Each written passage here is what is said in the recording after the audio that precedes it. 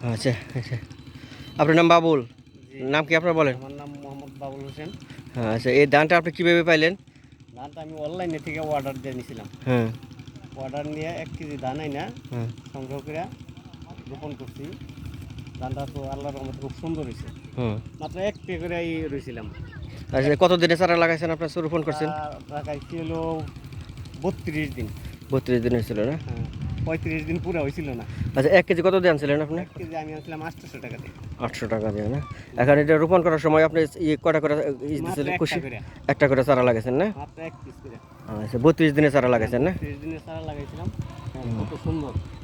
এটাই। ধানটা ধরলে না মনটা হ্যাঁ, ভরে যায়। জি জি জি জি। দেখেন এই যে ভরে যায়, এটা আসলে নতুন একটা ধান। এটা ধান আপনাকে কি বলছে ধান এটা?